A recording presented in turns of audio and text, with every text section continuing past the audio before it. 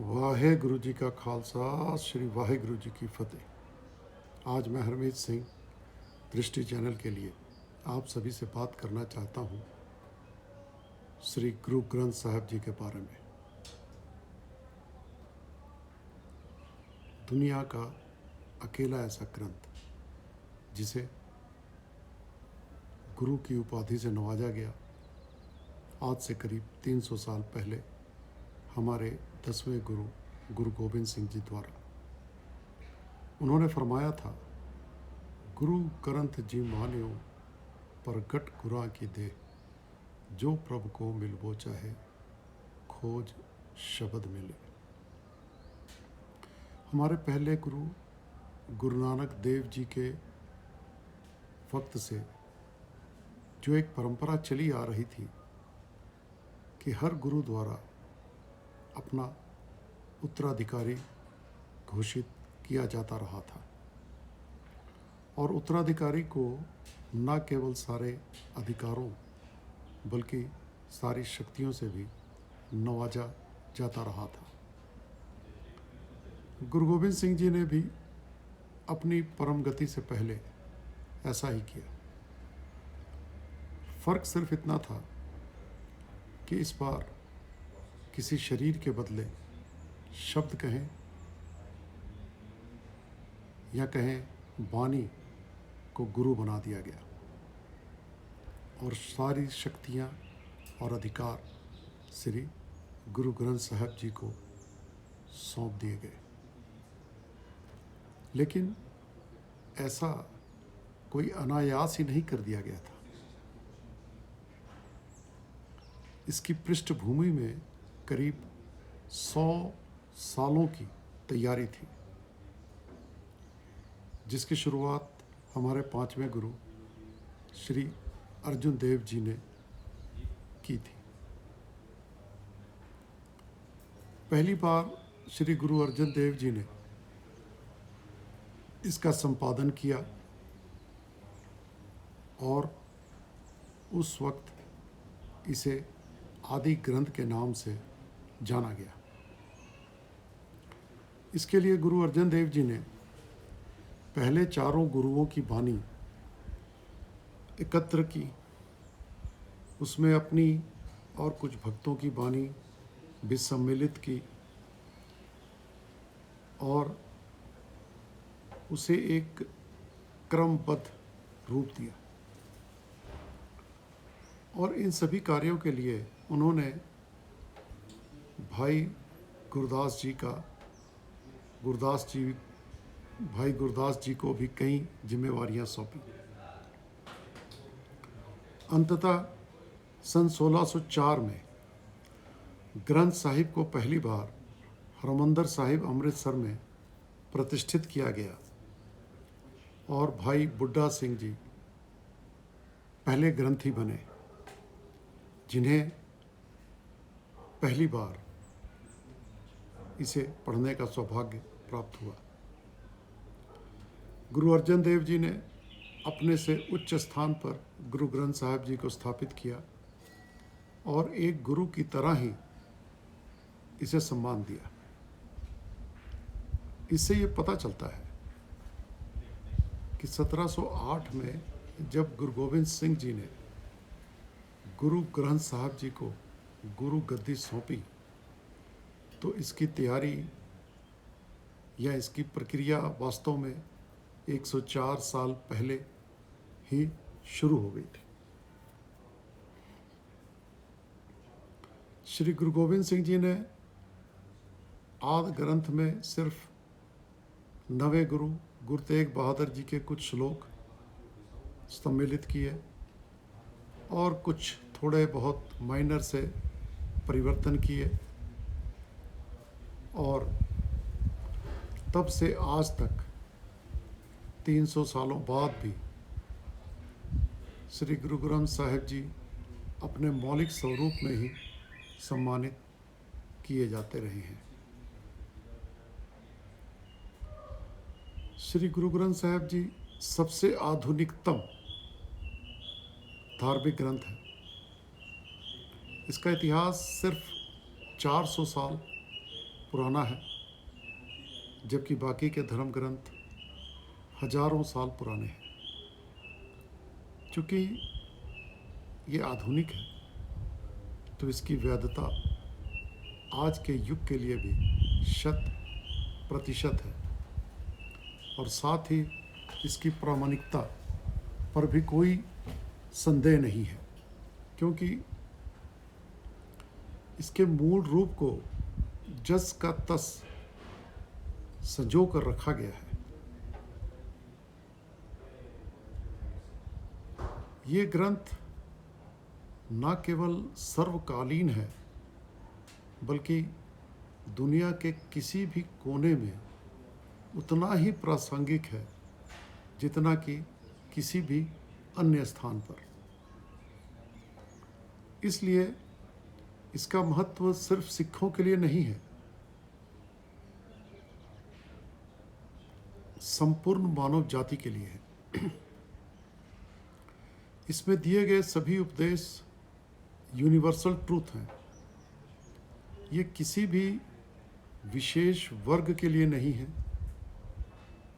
ये किसी भी तरह से एक्सक्लूसिव नहीं है, बल्कि ऑल इंक्लूसिव है। इसमें कोई भेदभाव नहीं है, न रंग का, न जाति का, न धर्म का, न वर्ण का, न लिंग का, न संप्रदाय का। सिखों के लिए तो ये गुरु है, और सिर्फ सिख का मतलब सिर्फ इतना होता है जो सीख रहा है, यानी लर्नर। कहने का तात्पर्य यह है कि जैसे सूर्य का प्रकाश सभी के लिए होता है, पूरी मानव जाति के लिए, पूरे ब्रह्मांड के लिए होता है, वैसे ही गुरु ग्रंथ साहब जी की वाणी सभी को एक ही तरह से प्रकाशवान करने के लिए है। गुरु ग्रंथ साहिब में प्रमुख तौर पर हमारे 6 गुरुओं की वाणी है,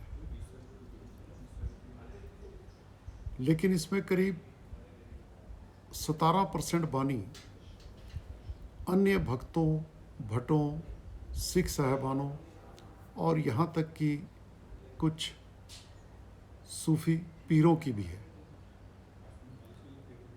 भक्तों में प्रमुख हैं भक्त रविदास, भक्त नामदेव।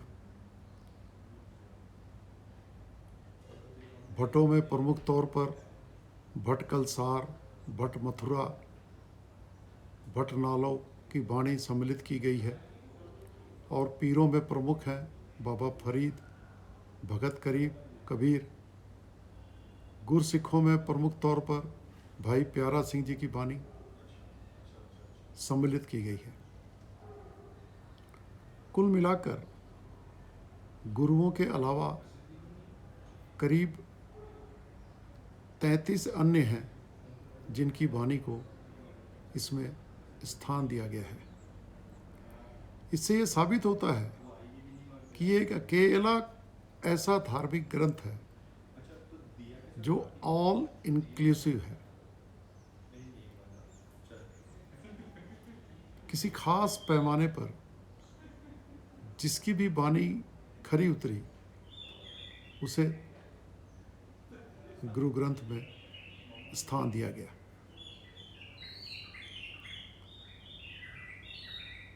गुरु ग्रंथ साहिब मूल रूप से गुरुमुखी लिपि में लिखा गया है, जिसका आविष्कार खुद गुरु नानक देव जी ने किया था। इसकी भाषा उस वक्त की प्रचलित भाषा है जो बहुत ही सरल है। ज़्यादातर शब्द हिंदी, संस्कृत, ब्रिज भाषा और फारसी के लिए गए हैं। हिंदी भाषियों के लिए इसे समझना ज़्यादा मुश्किल नहीं है।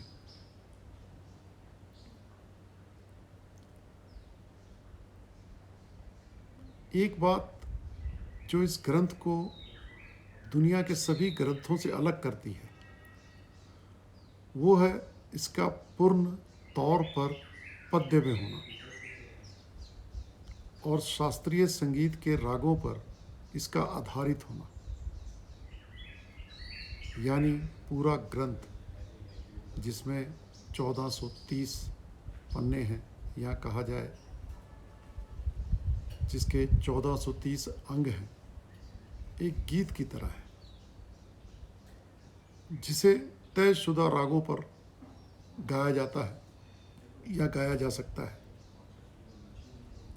इसके लिए मुख्य तौर पर 31 शास्त्रीय रागों का इस्तेमाल किया गया है।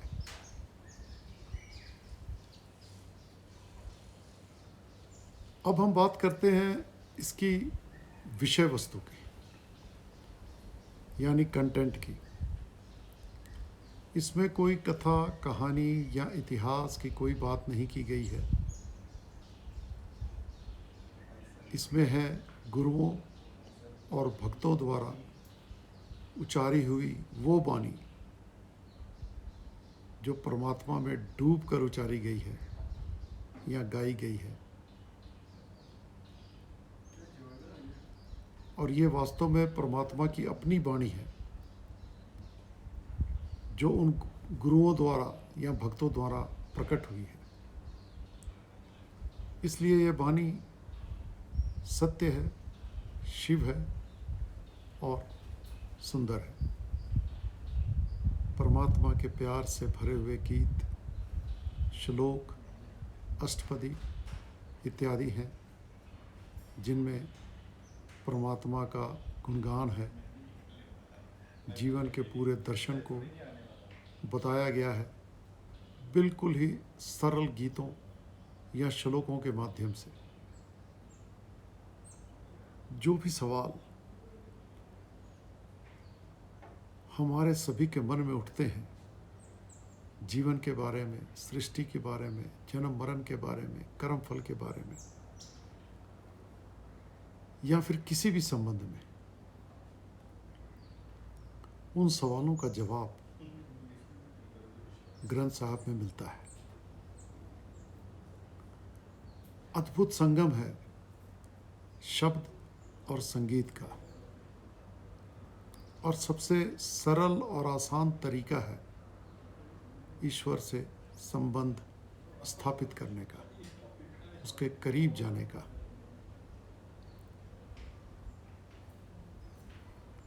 और सबसे महत्वपूर्ण बात, हमारे गुरुओं ने इसे दिया है गुरु का दर्जा, यानी सारी शक्तियाँ जो हमारे गुरुओं की थी वो इसमें निहित है। हमारे सारे गुरुओं का सूक्ष्म रूप इसमें शब्दों के रूप में विद्यमान है और कई रूपों में इसका प्रकटीकरण हुआ है। और गुरु ग्रंथ साहब का हर रूप सर्वव्यापक होकर आज पूरी दुनिया में हर जगह प्रकट है। और गुरु गोविंद सिंह जी ने कहा था, जो प्रभु को मिल वो चाहे, खोज शब्द मिले। और दुनिया के कोने कोने में आज इसके माध्यम से लाखों लोग ईश्वर की कृपा प्राप्त कर रहे हैं।